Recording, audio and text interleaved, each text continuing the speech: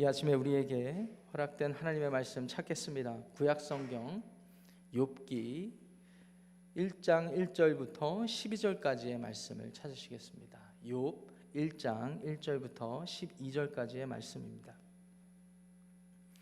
찾으셨으면 저와 여러분들이 한 절씩 교독하시고 마지막 절 12절 말씀은 큰 목소리로 합독하겠습니다. 1절입니다. 우스 땅에 욥이라 불리는 사람이 있었는데 그 사람은 온전하고 정직하여 하나님을 경외하며 악에서 떠난 자더라. 그에게 아들 7과 딸 3이 태어나니라. 그의 소유물은 양이 7,000마리요 낙타가 3,000마리요 소가 500결이요 암나귀가 500마리이며 종도 많이 있었으니 이 사람은 동방 사람 중에 가장 훌륭한 자라. 그의 아들들이 자기 생일에 각각 자기의 집에서 잔치를 베풀고 그의 누이 3명도 청하여 함께 먹고 마시더라.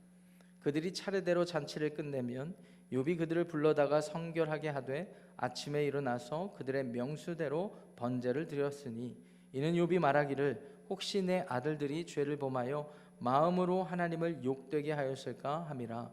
욥의 행위가 항상 이러하였더라. 하루는 하나님의 아들들이 와서 여호와 앞에 섰고 사탄도 그들 가운데 온지라.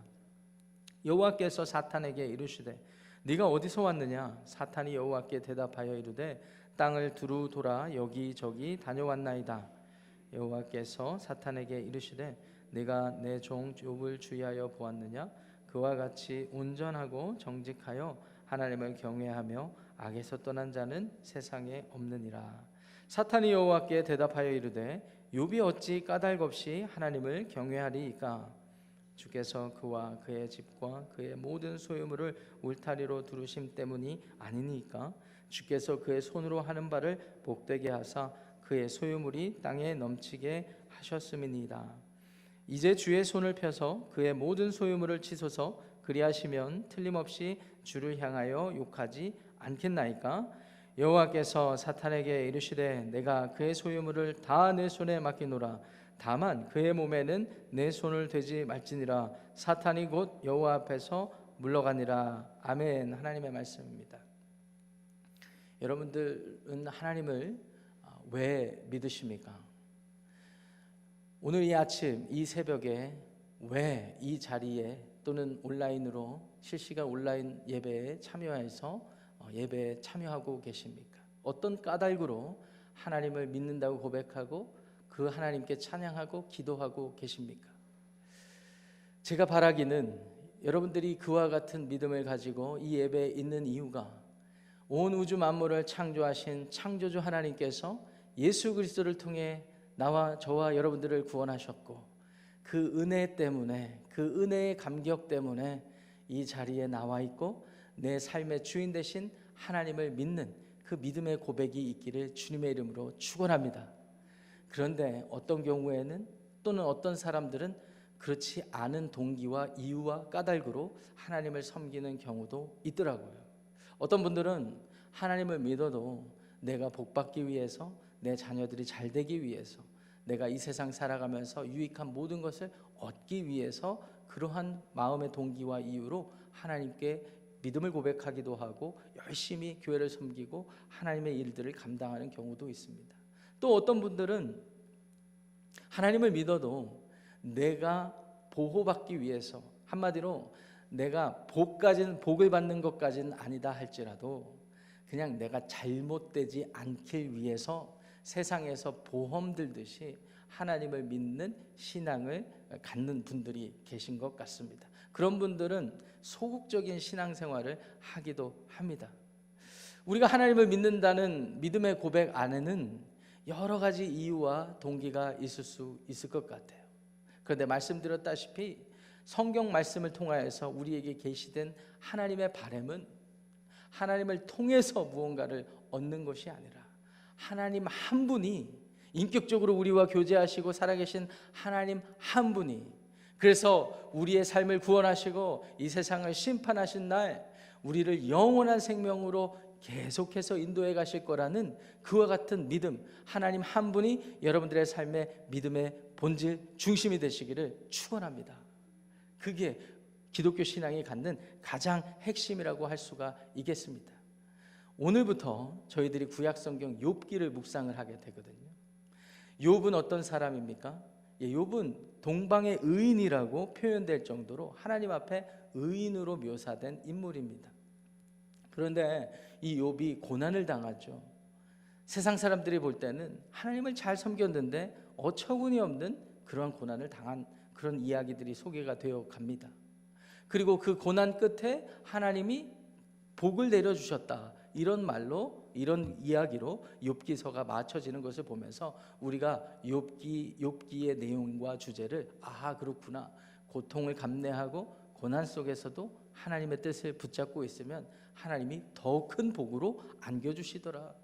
자녀를 잃고 여러 가지 질병을 얻고 이런 일들을 당해도 나중에 전화위복이 되어서 그러한 일들 때문에 내 모든 육체적인 것과 재물이 많아지는 그런 일도 있더라. 이런 식의 주제와 이야기로 우리가 이해하고는 했습니다. 그렇지만 사실은 우리 지혜 문학이라고, 우리 성문서의 한 책이라고 여겨지는 우리 욥기를 우리가 그런 식으로 받아들인다면 욥기뿐만 아니라 성경 66권에 흐르는 하나님의 뜻을 바르게 이해하지 못하게 되는 것 같아요. 하나님은 욥에게 주어지는 고난의 이야기를 통하여서 욥이 하나님 앞에 불평하고 원망하는 그 과정을 통해서라도 하나님이 이루시고자 하는 목적이 있다는 사실과, 그리고 욥이 그 하나님의 깊이와 높이와 넓이를 알게 되기를 원하신다는 사실, 이 사실이 욥기서를 통해서 우리가 배우는 사실입니다. 진리입니다.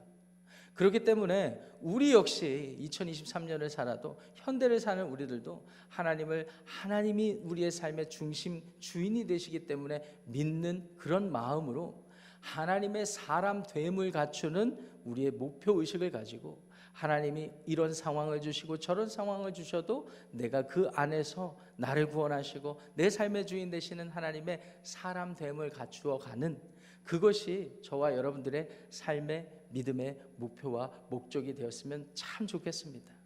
그러한 마음으로, 그러한 관점으로 오늘부터 욥기서를 묵상해 보겠습니다. 오늘 1절부터 5절까지 내용을 보시면요, 이 욥에 대한 소개가 등장을 합니다. 이 욥은 어느 땅 사람이었는가 했더니 우수 땅 사람이라고 되어 있습니다.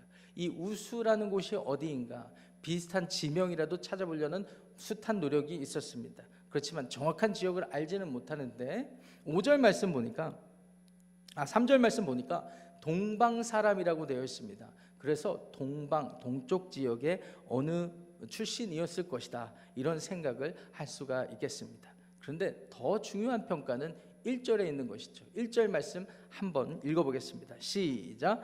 우스 땅에 욥이라 불리는 사람이 있었는데 그 사람은 온전하고 정직하여 하나님을 경외하며 악에서 떠난 자더라.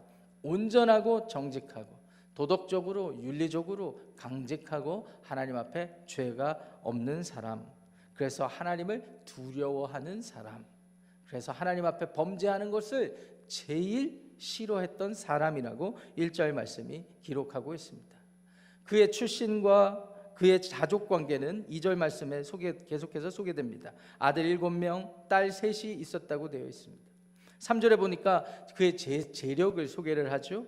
양이 7,000마리였습니다. 그래서 이 수많은 양을 가지고 여러 가지 일들을 했겠지만 아마 양털을 가지고 비즈니스를 할 수도 있었고 의복을 갖출 수 있었던 것 같아요. 낙타가 3,000마리라고 기록이 되어 있습니다. 낙타에서 우유도 얻기도 하고, 또 낙타는 기동성이 있습니다. 동방 지역에 살았다고 하면 사막 기후를 다닐 환경이 많았을 것이다 추정할 수가 있는데, 그 환경 속에 버틸 수 있는 것은 낙타입니다. 소가 500결이라고 되어 있습니다. 그러니까 결이는 2마리의 소를 이끄는 하나의 굴레가 되겠죠. 그 굴레, 그러면은 2마리로 계산하면 소가 1,000마리나 되는 것입니다. 농사를 얼마나 크게 지을 수 있는 재력가인지 알게 하는 대목입니다. 암나귀가 500마리라고 되어 있습니다. 이 암나귀 역시 짧은 거리, 높은 지역을 이동할 만한 아주 충분한 교통수단이 되겠습니다. 자, 이 많은 재력을 관리할 사람이 필요했겠죠. 아들 7명, 딸 3으로 얼마 많은 사이즈를 감당할 수 있었겠습니까? 그래서 종이 많았다, 이렇게 되어 있습니다. 그래서 동방 사람 중에 가장 위대한 자였다, 이런 평가를 받았던 거예요. 그래서 4절 5절 말씀 보면은 이 사람이 얼마나 위대하고 하나님 앞에 인정받는 자였는지를 이렇게 소개합니다. 자녀들이 생일 파티를 열고 잔치를 열 때마다 그 다음 날이면 여지없이 가서 그들이 혹시 하나님 앞에 범죄하진 않았을까 하는 마음으로 번제를 드렸다, 이렇게 되어 있습니다. 그러면서 그의 고백이 하반절에 이렇게 기록하잖아요. 혹시 내 아들들이 죄를 범하여 마음으로 하나님을 욕되게 하였을까 함이라. 성경의 평가가 욥의 행위가 항상 이러하였더라, 신실함까지 갖추고 있는 거예요. 요새 말로 말하면 완벽한 교회 오빠와 같습니다. 신실한 사람, 모든 사람들이 우러러보고 인정할 만한 사람이라는 것이죠. 자, 이 욥의 이야기를 1절부터 바로 욥기서는 소개를 하고 그 이후에 욥의 삶에서 나타나는 이야기를 소개를 하는데, 먼저 천상에서 6절 7절에 이런 일이 있습니다. 하나님 앞에 천사들과 사탄이 오게 되는 거예요. 어떤 회의가 있었던 것 같습니다. 그래서 하나님이 8절에 사탄에게 물어봤어요. 욥을 본 적이 있느냐? 주의하여 보았느냐? 그가 과연 온전하고 정직하고 나를 경외하며 악에서 떠난 자가 아니더냐? 라는 질문을 하시죠. 그때 사탄이 어떤 말을 합니까? 오늘 저와 함께 읽은 본문 1절부터 12절까지의 본문에서 제일 중요한 구절, 9절입니다. 9절. 한 목소리로 읽어보겠습니다. 시작. 사탄이 여호와께 대답하여 이르되 욥이 어찌 까닭 없이 하나님을 경외하리이까? 어찌 까닭 없이 하나님을 경외하리이까? 하나님은 욥이 온전하고 정직하고 내 마음에 합당하고 악을 싫어하는 캐릭터가 아니더냐, 이런 마음으로 사탄에게 말했을 때 사탄이 욥이 까닭 없이 하나님을 그렇게 경외하겠습니까? 라는 도전을 한 것입니다. 반문을 한 것입니다. 그러면서 사탄이 보여준 10절 말씀의 내용이 이때 당대 성경시대, 심지어 2023년을 살아가는 현대시대의 많은 사람들이 가지고 있는 세계관, 가치관이 되겠습니다. 10절 말씀도 중요하니까 한 목소리로 읽겠습니다. 시작. 주께서 그와 그의 집과 그의 모든 소유물을 울타리로 두르심 때문이 아니니까 주께서 그의 손으로 하는 바를 복되게 하사 그의 소유물이 땅에 넘치게 하셨음이니이다. 어찌 까닭 없이 하나님을 경외하겠습니까? 하나님이 양 7,000마리, 낙타 3,000마리, 소 500결이, 암나귀 500마리를 허락하셨으니까 이 욥은 끝까지 변함없이 신실하게 하나님을 섬기는 것 아니겠습니까? 그러면서 11절에 그 소유물을 다 걷어가 보십시오. 그가 과연 하나님을 섬길 수 있을지 아닐지. 12절에 하나님께서 그에게 그러한 일을 허락하시죠.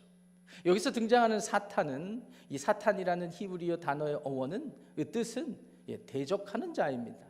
하나님을 대적하는 자, 사람 편에서 하나님을 대적하게 만드는 자, 생각과 가치관과 감정, 의지를 하나님으로부터 떠나게 만드는 자, 그런 가치관의 도전이라고 할 수가 있겠습니다. 그런데 하나님은 그 사탄도 거느리고 계시고 다스리고 계시고 허용하시기도 하고 제한하시기도 하는 분이라는 사실을 오늘 12절 말씀을 통해서 우리가 알게 되는 것이죠.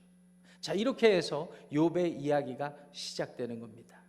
욥이 이제 고난을 받게 되기도 하고 여러 가지 친구들과 새 친구와 대화를 통하여서 철학적인 질문과 대화를 통해 하나님을 원망하기도 하고, 그래서 도통 자기의 삶에서 일어나는 많은 좋지 않은 일, 고통스러운 일을 이해하려고 숱한 노력과 대화를 통하여서 이 욥기서가 우리에게 어떠한 질문, 어떠한 고민을 안겨주게 되는 것입니다. 과연 하나님은 어떤 분일까? 과연 하나님은 왜 이러한 고통과 고난을 나에게 허락하실까? 오늘부터 시작되는 욥기서 묵상을 통하여서 여러분들이 진지하게 그 어느 때보다도 고민하며 말씀을 묵상하고 그 말씀 안에서 하나님을 경험하시기를 우리 주님의 이름으로 축원합니다. 그럼에도 불구하고 오늘 본문 말씀을 통하여서 앞으로 욥기를 계속 묵상하면서 저와 여러분들이 잊지 않았으면 하는 질문을 나누고 그 답까지 나누고 오늘 말씀을 마무리 지으려고 합니다. 여러분은 어떠한 까닭으로 하나님을 믿고 계십니까? 어떠한 이유로 오늘 하나님 앞에 예배하고 계십니까? 어떠한 이유 때문에, 목적 때문에 하나님 앞에 기도하고 계십니까? 여러분들 스스로를 한번 점검해 보시기를 바랍니다. 하나님께서 처음에는 이미 초창기 때는 내 재산을 불려주시기 위해서, 나의 평안을 위해서 하나님 교회에 나왔고 복음을 받아들였고 하나님 앞에 기도했을 수 있습니다. 지금 이 시점에는 어쩌면 내 인생을 가장 달려가는 어떤 가장 열정적인 시기에는 지금 내가 이루어놓은 것, 앞으로 더 이룰 것들을 놓고 하나님 앞에 보호를 요청하기도 하고 인도하심을 바라는 마음으로 기도하기도 하고 믿음을 표현할 수도 있습니다. 돌아봐서 지금 다 이룬 것들을 하나님께 은혜로 감사를 하지만 그것 때문에 내가 하나님 때문에 나와서 믿음을 고백한다라는 생각을 은연중에라도 할 수가 있는 것이죠. 여러분들이 하나님 앞에 서서 한번 진지하게 고민해 보시기를 바랍니다. 중요한 사실은 하나님이 무엇을 주셨기 때문에 믿는 신앙은, 하나님이 무엇을 어떤 상황을 만들어 주셔서 나에게 고통과 고난이 주어졌을 때 드러난다라는 거예요. 어떠한 실력이 드러난다라는 것입니다. 하나님을 믿는 이유와 목적과 동기가 순수한지 아닌지가 그런 상황을 통해서 드러날 수 있다라는 것입니다. 자, 그러면 그렇게 고통과 고난을 주시는 하나님을 우리는 어떻게 이해해야 할까요? 하나님은요, 분명 성경 전체를 통하여서 사람들에게 고통을 허락하시고 고난을 허락하시는 분이라고 우리에게 소개하고 있습니다. 대표적인 예가 무엇일까요? 예수 그리스도의 십자가입니다. 여러분, 당대의 십자가는 사람들이 생각할 때 당연히 죄인이나 돼야 그곳에 달리는 것이라고 생각을 합니다. 죽을 죄를 지었기 때문에 달리는 것이어야 된다고 생각을 합니다. 그래서 길을 지나가다가 십자가에 누가 달려 있다면 저 사람은 죽을 죄를 지었을 거야, 중죄를 지었을 거야, 이런 이유와 까닭을 생각하기 마련이거든요. 그런데 알고 보니까 십자가에서 달려서 죽으신 예수님은 저와 여러분과 같은 사람의 모습으로 십자가에서 죽으신 예수님은 무엇을 크게 잘못해서 죽으신 분이 아니라 저와 여러분들의 죄 때문에 그곳에 달려 죽으셨다는 사실, 이 사실을 기억하시기를 바랍니다. 하나님은 죄 없으신 예수님에게 그와 같은 고통과 고난의 길을 허락하시는 거예요. 이유가 무엇일까요? 살리시기 위하여. 살리시기 위하여. 그래서 3일 만에 예수님을 살리셨을 뿐만 아니라 그 살아나신 예수님, 부활하신 예수님을 내 삶의 구주 주님으로 하나님과 관계를 맺는 중보자로 내가 받아들이고 영접한 사람을 모두 살리시겠다고 약속하셨습니다. 그리고 주님의 날에는 우리의 육체까지 부활하게 된다는 사실을 믿으시기 바랍니다. 이와 같은 하나님의 사건, 예수 그리스도의 십자가 사건이 고통과 고난 속에서 우리가 하나님을 어떻게 이해해야 될지, 그리고 우리의 삶의 태도는 어떠해야 하는지를 가르쳐 주잖아요. 십자가상에서 예수님은 하나님을 누구보다도 잘 아셨기 때문에, 고통과 고난 속에 있는 하나님의 목적을 잘 아셨기 때문에 순종하셨거든요. 오늘 저와 여러분들의 삶 속에 어떠한 고통과 이해되지 않는 상황이 있습니까? 오늘 고통과 고난 속에서도 하나님의 뜻을 발휘하시는 그 하나님 앞에 굴복하시기를 바랍니다. 우리가 하나님을 통해서 어떤 상황을 얻는 것이 아니라 어떤 상황 가운데서도 하나님을 경험하게 되는 것, 그것이 우리가 하나님을 믿는 믿음의 까닭, 이유, 목적이 되는 것입니다.